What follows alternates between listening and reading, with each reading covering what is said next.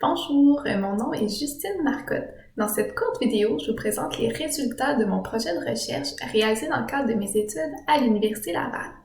Dans le cadre de mon projet de recherche, j'ai rencontré des adolescents, des adultes qui ont un trouble du spectre de l'autisme, qu'on appelle aussi un TSA, et j'ai rencontré aussi leurs parents pour discuter des éléments qui influencent l'autonomie à la maison des personnes présentant un TSA.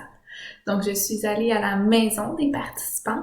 Pendant l'entrevue, on s'est déplacé dans les différentes pièces de la maison. Donc, on est allé, par exemple, dans le salon, dans la cuisine, dans la salle de bain.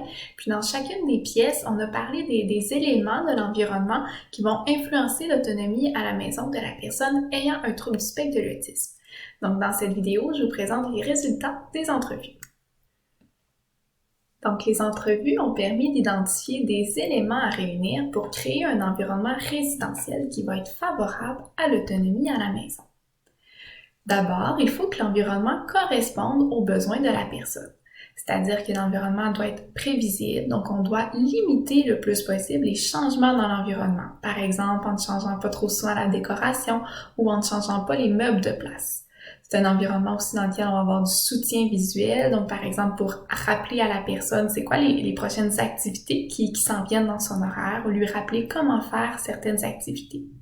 C'est un environnement aussi dans lequel les caractéristiques sensorielles vont être adaptées aux besoins, aux préférences de la personne ayant un TSA. Par exemple, on pense ici au niveau bruit ou à la luminosité, par exemple, qui va être ajusté en fonction des besoins de la personne ayant un TSA. C'est un environnement aussi dans lequel on va avoir des outils qui vont être sécuritaires à utiliser, puis qui vont être aussi simples d'utilisation, qui vont faciliter la réalisation de différentes activités. On peut penser ici à des outils comme une brosse à dents électrique qui va faire en sorte que ça va être plus facile de se brosser les dents, ou on peut penser à des électroménagers comme la cuisinière, une laveuse, une sécheuse qui vont être faciles à utiliser, donc simples d'utilisation pour la personne ayant un TSA.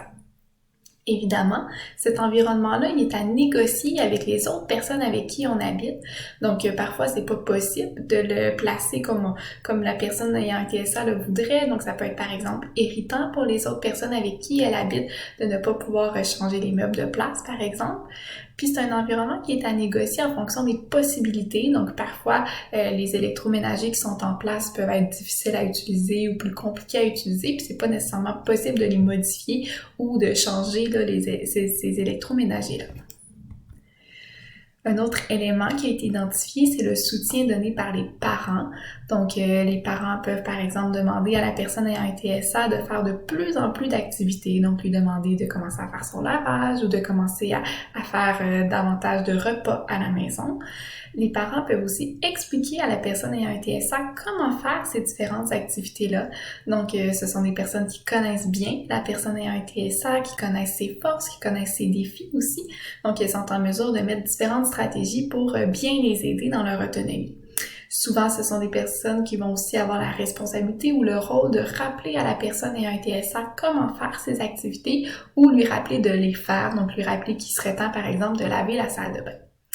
Par contre, les parents vont parfois manquer d'énergie ou de temps ou d'idées pour soutenir leur enfant dans leur autonomie. Donc, les parents peuvent eux-mêmes avoir parfois besoin de soutien ou d'aide pour mieux aider leur enfant dans le développement de son autonomie. Le réseau social élargi peut aussi faire en sorte que la personne développe davantage son autonomie à la maison.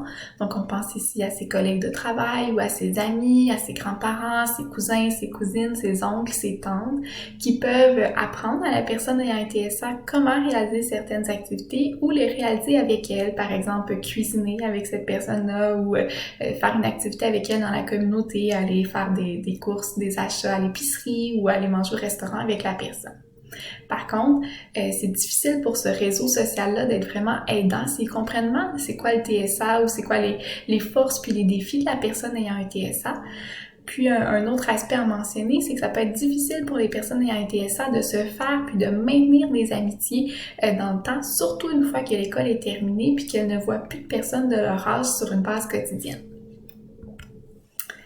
Les professionnels peuvent aussi aider les personnes ayant un TSA à développer leur autonomie. Donc, on peut penser ici aux éducateurs spécialisés, aux ergothérapeutes, qui peuvent aider directement la personne ayant un TSA en lui fournissant des outils comme un horaire visuel, par exemple, ou en lui apprenant comment faire certaines activités liées à son autonomie à la maison. Donc, par exemple, en apprenant à la personne comment faire son lavage.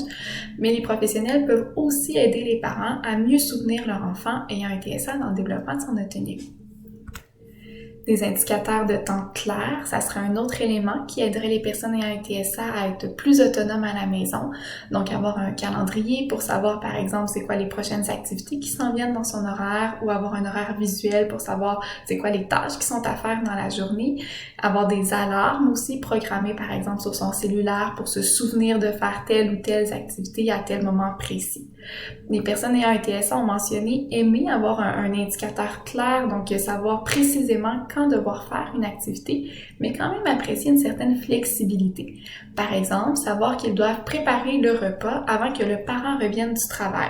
Comme ça, ils ont un indicateur de temps clair, ils savent quand est-ce qu'ils doivent réaliser le repas, mais ils ont quand même une certaine flexibilité par rapport au moment où ils commencent, par exemple, la tâche. Le dernier élément qui a été mentionné, c'est la possibilité de pratiquer les activités dans d'autres milieux. Par exemple, apprendre à faire la vaisselle dans son milieu de travail ou à avoir un cours de cuisine à l'école. Donc, ce sont des éléments qui vont aider la personne à apprendre à faire des nouvelles activités, va leur permettre de se pratiquer à faire ces activités-là également.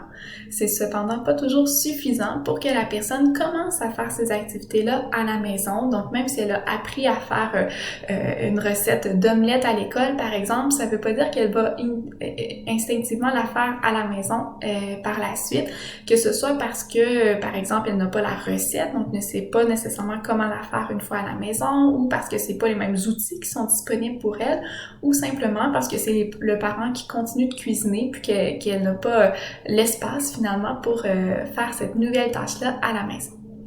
Donc, ça résume les résultats obtenus à la suite des entrevues réalisées dans le cadre de mon projet de recherche. Je vous remercie pour votre écoute.